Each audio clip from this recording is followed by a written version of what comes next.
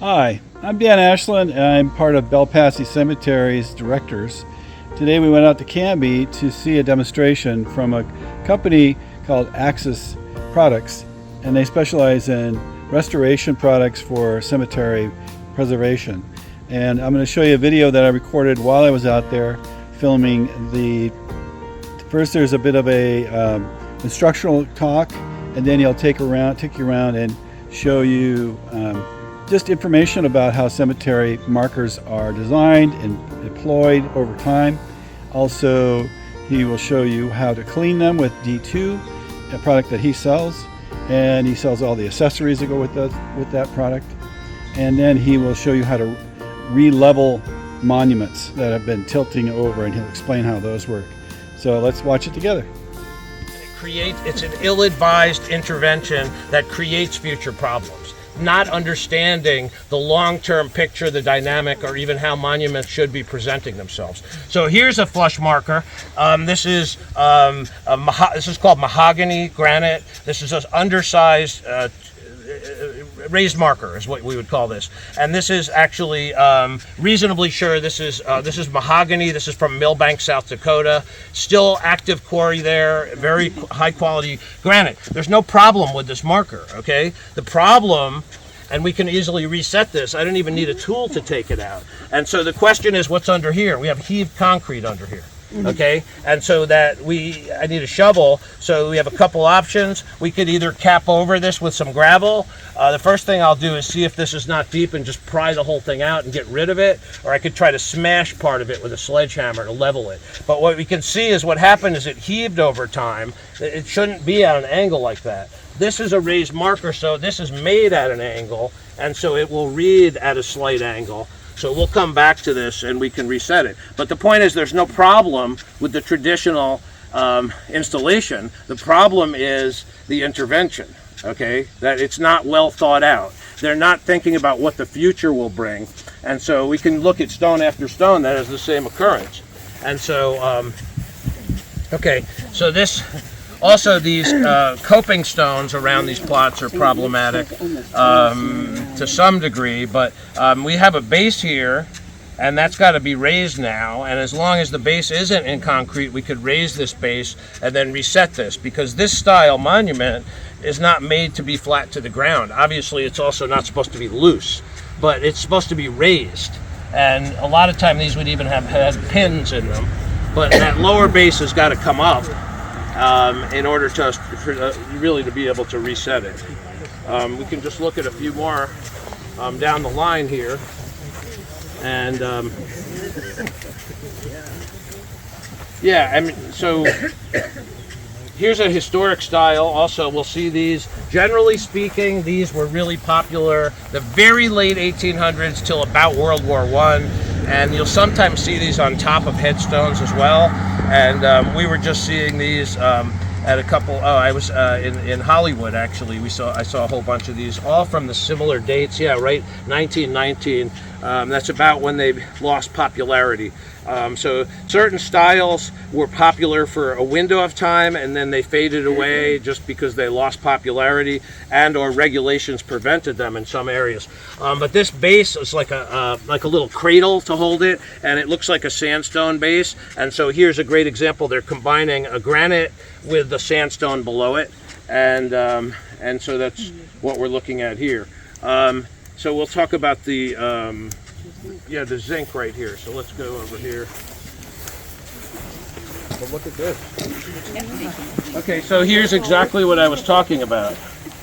And so this has got, looks like it's some recycled pipe or something used as rebar.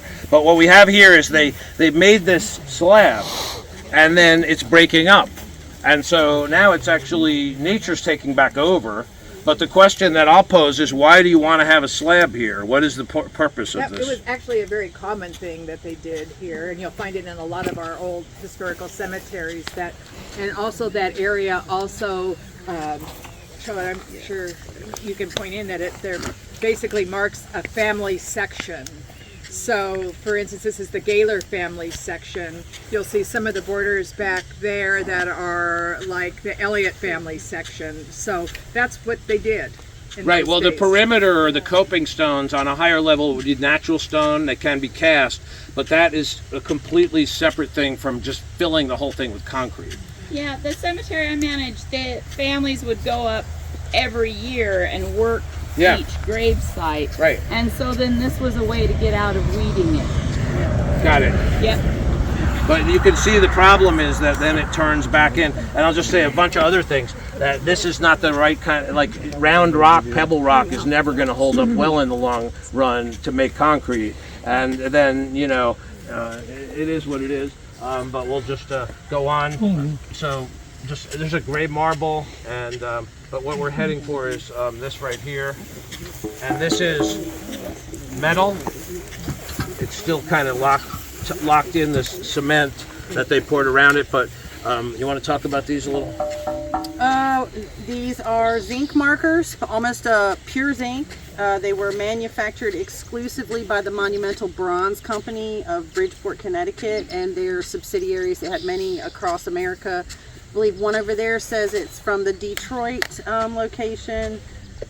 This one is from, as my daughter says, Des Moines. But they were just an affordable style, an affordable option, ordered out of a catalog, fully customizable, and they were molded and fused together. They had a unique methodology of doing it. Most of them are hollow inside. Around World War I, the factory was taken over. I say taken over, but they shifted to munitions manufacturing for the war effort. And it wasn't too long after that. I mean, they were still making replacement panels and things like that to update them, but they had some labor issues with the union changes in that era of time, and quickly dissolved. And nobody's made them since. So yeah, they tend to hold up really well. We see these all over the United States, and so that this connects into the time we were talking about marble starting to lose popularity. Granite is starting to grow in popularity in the late 1800s, especially. And then we had these guys also, and these were less expensive. They were lighter. And they were competitors, and so there was a lot of different forces. It was kind of the heyday of American monuments, and after the Civil War, especially up to the very early 1900s, and so these guys were another player on the block, and so we see them all over the country again. And we saw, for example, in Holly Springs, Mississippi, a very large installation, probably 20 feet tall, maybe. Yeah, very large obelisk in memory of some nuns who perished. Hand carved marker, and this would be more in the style you would see in you know, earlier time periods before the marble became as popular. But I mean, 1874 is well into. I mean, marble by that time was being quarried all over America. But nonetheless, this is a sandstone, and it's in quite good condition. You will see some little delamination here, and a lot of time you can tell if you lightly tap it. You can hear that? So it's actually hollow behind the surface, whereas down here it's solid. Come up here. So it tends to delaminate. They call that a separation along the bedding planes. And so sandstone is formed layer upon layer of stone, like any sedimentary stone, compressed together under fresh water, so river and lake bed, and it gets compressed together with mineral binders. But it's a quite good piece of stone, and it's in pretty good condition. This would clean up quite nicely. We certainly would not want to brush this in here at all, because there is some spalling, which is a loss of in one isolated area. Over the whole stone, there is some delamination in back as well, and this actually has some of that lichen that is aggressive on it. So another thing is that this seems to be missing the lower base from the shape, from the configuration. This base right here, like 6 inches wide, or whatever the width is, around 6 inches, is not wide enough for the stability of this. Normally this would have probably been on another base, and it was a common style to tier them and have a lower base and then a mid base, and that's what certainly this appears, because this would be an upper base which looks intact, and there should be a lower base under it already. It's also on a sandstone base. It actually hasn't creeped at all off the base. You can see that it's pretty well defined as far as the drop wash and the alignment, but it's leaning. And so that's troubling, because the more it leans, the more dangerous it will become. And so ultimately, the challenge or the goal, the desire is to keep things plumb. That's the main thing, trying to intervene to keep things plumb. And so here, the problem is there's concrete in front now. And so also there's concrete in back that's breaking up. And so it's very hard to re-level something like this. This is a heavy monument. And it is leaning significantly. Is it about to fall? No, because it's 12 inches wide. So it's going to lean for a long time, but eventually it's going to be a problem. And so this is something that I would, but then the question is, what is the intervention? With all this concrete and the elevation of the base, probably the best thing is to take it all apart and then fix the base and lower it down and then reset it. But every stone is different. The way we're going to be doing it today is we're going to be brushing and rinsing. It's going to be quicker and it's going to be more rewarding. But the point is, we don't always have to brush and rinse. The cleaner is going to be perfectly safe to use. It's only about less than 2% of the most active ingredient, which is the quaternary ammoniums. Now, in other applications, like we're going to do a brush and rinse method, we're going to apply it, wait about 10 minutes, 15 minutes, then we're going to respray it with water, and then we're going to use brushes and brush and rinse. And so let's just talk about the brushes that we're going to use. So we want a soft bristle brush. What are these made from? Tampico fiber. And so this is a natural fiber bristle, and generally they don't sell a lot of natural bristle brushes at home centers anymore. But they usually have one that's called an acid brush. They label it as that because you can use this with acid. And I'll just mention, we don't want to put acid ever on a marble because it will erode the stone away, okay? But that's another thing that people use, and they want to put muriatic acid on it. And so these things will act as a cleaner, and they will kill the growth, but they will hurt the stone. They will reduce the stone. And so just a few other things: we don't want to use a wire brush, we don't want to sandblast, we don't want to use a high pressure washer. All of these things are going to be harmful for the historic stones, okay? We can use a high pressure washer on modern granite, which is a completely different material, okay? But not on the historic stones. So, so we're going to want to wet this brush first as we start to work with it. This is a small block brush, and I didn't quite wait, the full amount of time, but it'll be fine. This is just water, sorry. And so I'm going to wet the brush first, and then we're just going to brush and rinse. A couple other things: we should make sure the stone is stable structurally first. I already did that, but come up and see, does it move? No, it doesn't move. Okay, we don't want to. Sometimes stones that are narrower, especially, they look like they're pretty close to plumb, but they may not be affixed or attached, and they could be very dangerous and unstable. So we want to make sure it's stable. The next thing, we can't do it at events, and we have a lot of cameras here.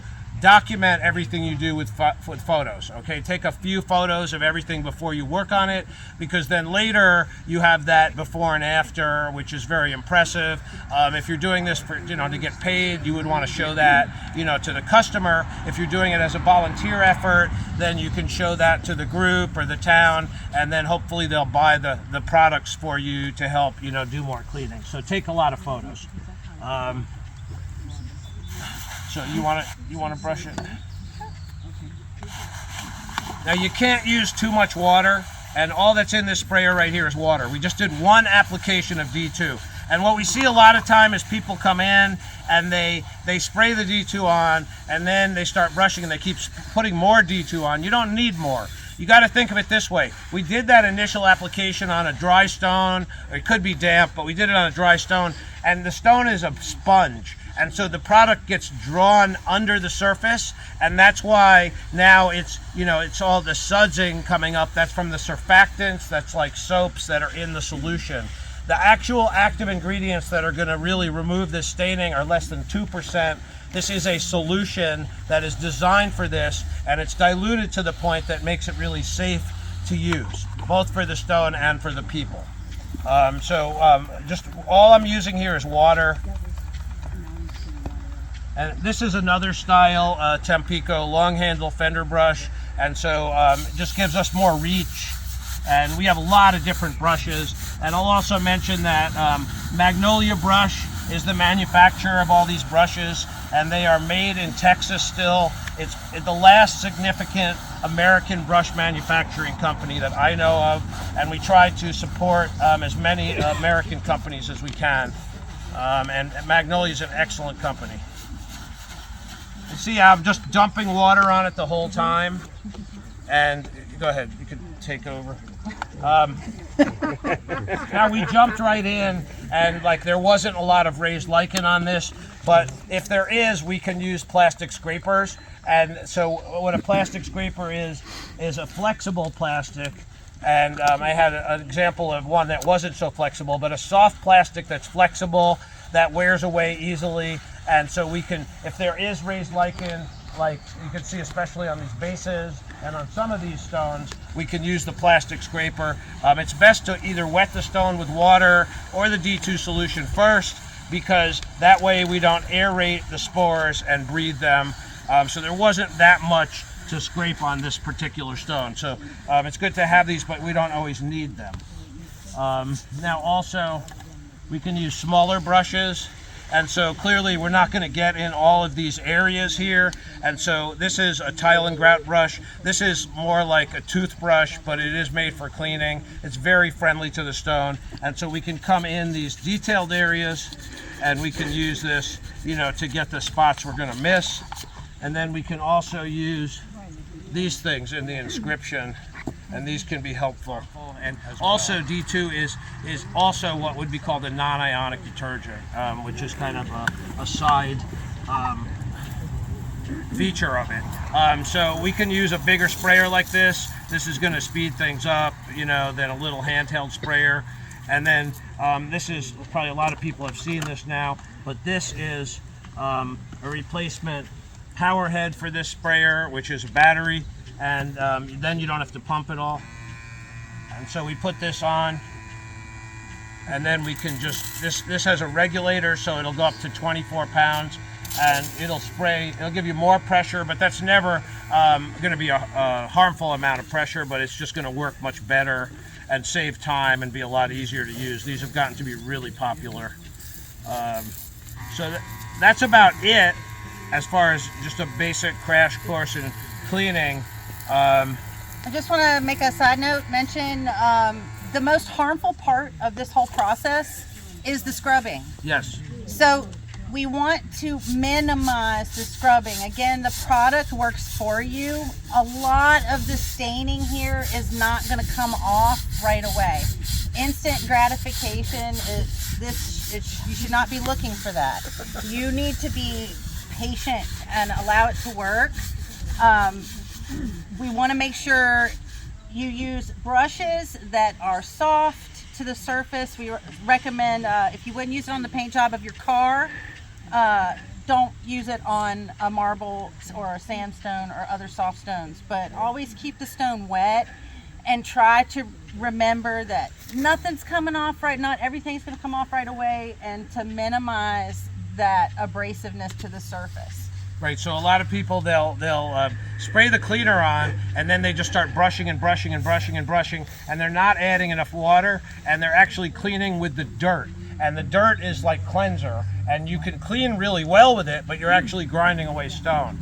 The other thing is we can use synthetic bristles also, but we want a more friendly synthetic bristle, and this is one of those options. And you can also test a bristle and like on a sensitive area of your skin, and this is not hurting me, okay? So this is a pretty soft bristle. The advantage of a synthetic is it's going to be like dry quicker and be easier to clean after we use it, and so it's an option. I will say that at some locations people show up with their own supplies and brushes, and sometimes they're really like hard brushes from like, I don't know, a dollar store, wherever they're getting them, and they're not good for this. They might be okay for granite because the granite's a much harder material, but again, you want to use something more friendly for the stone, which would be a natural fiber like the Tampico or a softer version of a synthetic bristle. Okay, so that's important to understand.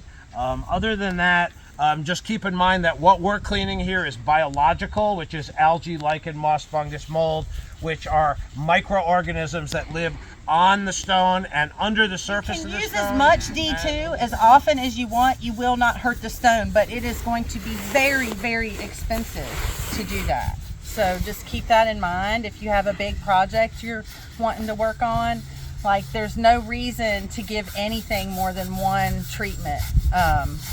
Usually one application, and then, you know, if you're going to brush like we did, rinse, then let it dry, and then just wait. And so, but like I like to say, if you're going to clean some ancestors' gravestones, especially if you're traveling and you know, there's only a few of them or whatever, you could do what we just did, rinse it, let it dry mostly, and then do a second application and walk away. It's never going to be harmful. It's going to actually be more certain it's going to clean well and last longer probably that way. But if you're doing a whole site, then you want to minimize the amount you need of the product. So I'm going to try my hand at restoration here, and this is a D2 stuff. I'm going to apply it on this particular monument here and see how I can do. This product, it takes a few days for it to actually work well, but this gets it started. He was saying to put it on, use a soft brush to work it in, let it dry, and then to do another coat of it, and then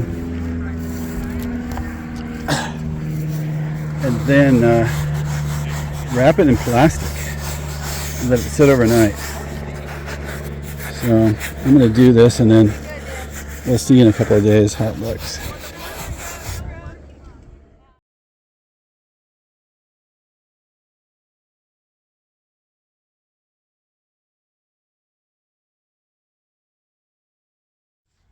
So I've got the first coat on, and I've just been working it.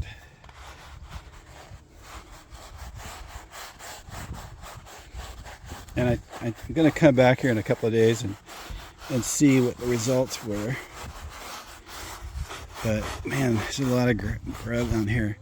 So you can barely read it when it's dirty like this, but it looks like 1832 and died 1901. Yeah.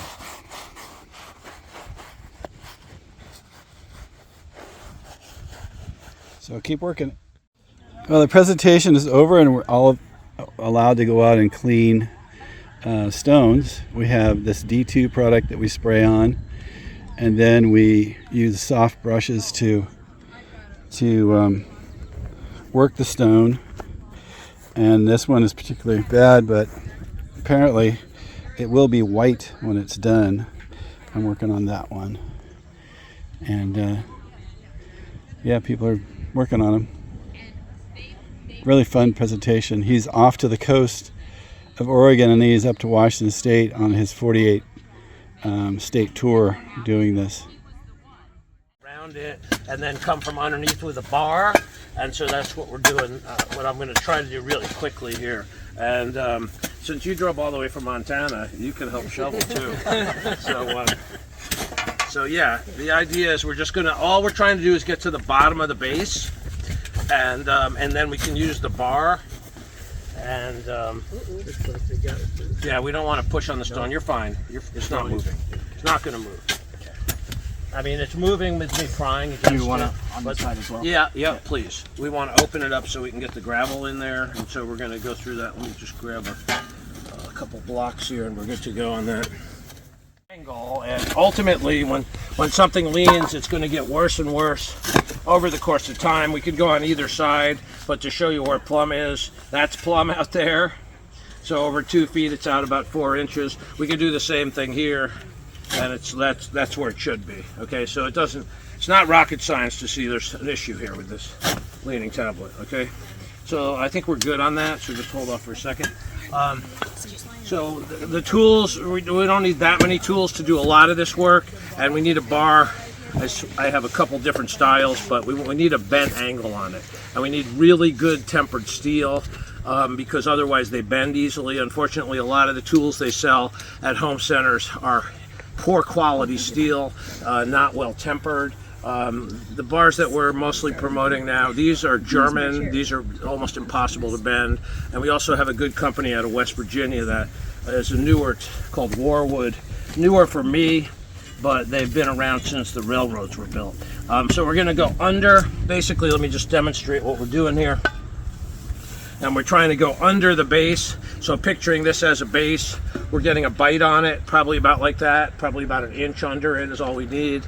And then the idea is usually we're going to use a block close to the fulcrum that'll maximize our leverage. So in other words, if we go under here and we start prying, we could pry this because it's not that heavy, but it's really stressing the bar. We're pivoting here, we're losing a tremendous amount of leverage. So what we want to do is just take a block and come in closer, and now it'll get really light.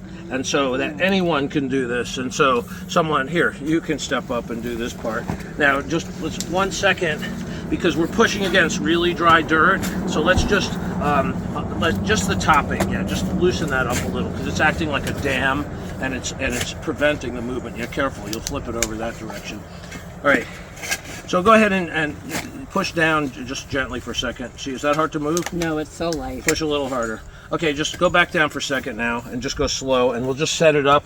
What we're going to do is put gravel around it, and this is perfect. This is a crushed stone, and to do most build-ups, something that's a mixture between bigger aggregate and the fines is a good option. And so what I'm going to do is just lay some of this around here. Okay, that's looking pretty good.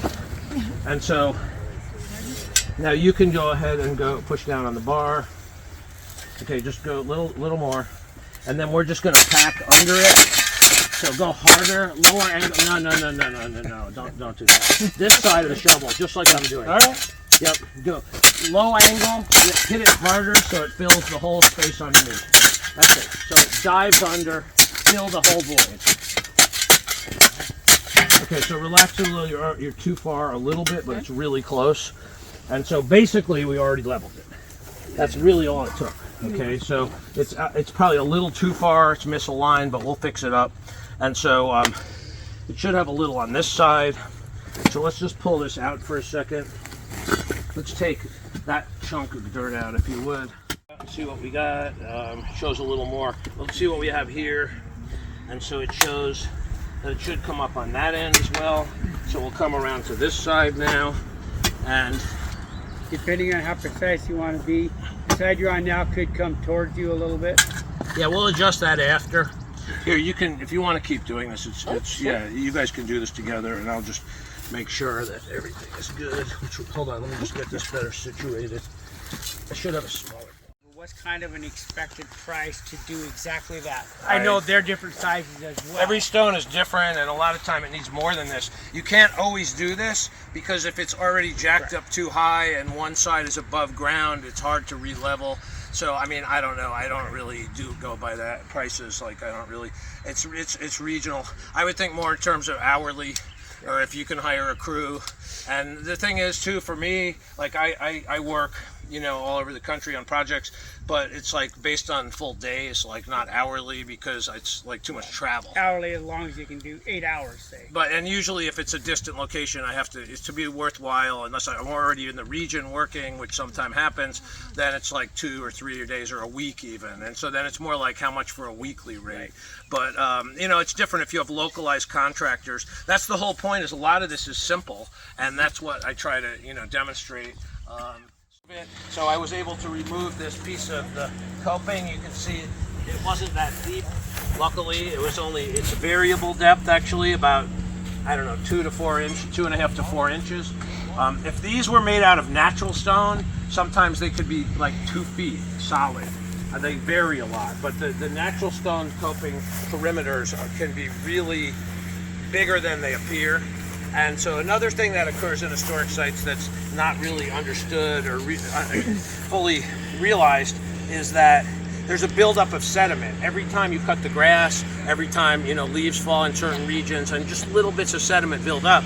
And so we do have the potential, there is some settling, and especially around, you know, the settling of graves and everything, but a lot of it is buildup of sediment. And what we have here obviously is uneven settling, and for some reason this went backward, which is, you know, if there were graves in the middle, that would probably not be over the grave, so it's interesting. One other thing I mentioned to a few people, but not everyone, these are footstones, okay? These do not belong in a headstone row. This was an intervention that was done. These stones should be down here, okay? A lot of the footstones here were removed. Some of them were moved and placed in the monument row. But just to be clear, this would not have been cluttered with these footstones. These would have been generally 6 feet away over the foot of the grave. And so it would have been, the monument itself wouldn't have had these markers next to it in most situations. All right, so we're gonna see if we can move this monument now. And the first thing is we're under it already. And so this is just pure leverage. And so so we should open up the front. You could just carefully, don't pry against it because it is unstable, but just to relieve the pressure, because the soil is so dry here. Is the soil in Montana like this? Yes, we have your varying types. We go from sand to clay, everything in between. Got it. Yeah, I've worked in various parts of Montana. Actually, at the Helena site, we're going to have the event, Benton Street. I did some project-based work when I was out there in the region before, for a few days. I've held events in Butte, and we were in, and I'll probably have to take that other piece of curb out. But first I'm just going to give it a try here and see what we get. We got to be really careful when something's leaning back this much that it doesn't come back at us. And so having someone with an extra pair of hands just right here is a good rule of thumb. All right, so let's just, actually I'm going to flatten this bottom a little better first before I put the block in. It's in my pocket, but I can't. And now we're getting, oh, that's, yeah, I think that's a block. No, I didn't put a block in. That's concrete. That's a good thing. It's going to be good to pry against. All right, maybe we bring a tent over. You're right. Let's just see what kind of movement we can get going on it. And it's going. And usually what I'll do is this. So let's just start to. Actually, we got to open up this side deeper. It actually made it temporarily worse just to scare us, but it'll be fine. So we just, mainly in that corner. This corner? Yeah, because that's deeper and that's the back corner. That's where we have to get the gravel. So we're going to need to do that on each side. It's not a completely different process with like overhead lifting. So if you can do it this way, it's probably 10 times quicker. And so there's limits though, what you can do, you know, with a bar. But depending on your skill level and, you know, how big a bar, you can do a lot with a bar. Okay, so we're gonna set this up first. Generally what I'm gonna do is I'm gonna first make sure I can move it, and then once we see we can, we're gonna come toward the center a little more. And now, see, now it's moving easier. So if you want to come, go ahead. You should be all right. Just go ahead and. Okay, can you move it? Okay, just hold it right there. So we'll get a little bit out of it, and then we're going to add a block. Okay, so it's already a little bit better. Just relax for a second. Pull it out for a second, totally. And what I'm going to do is, we're going to change the blocking up, and you're going to get much more lift. So we try to pack the area we just were. And so what I want to try to do is get a little oak block in, really low, close to the fulcrum. And then it'll be much easier to move. Okay. In a second, I got to move this other piece. I'm not trying to take your job away. Anybody? So we're trying to just pack in here. And so you could get the gravel underneath. Just go in. Okay, let's grab another. Okay, Just hold on a second. Just cease fire for 1 second. Let's just.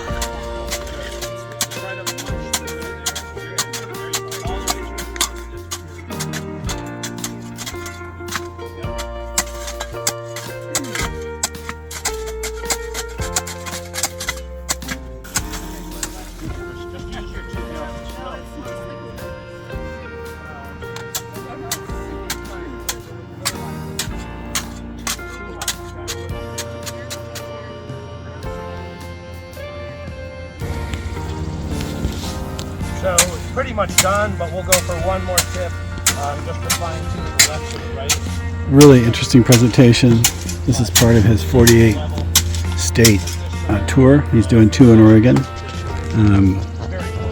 This one is over by Canby, out in the middle of the farm area. And I'm going to leave it right here.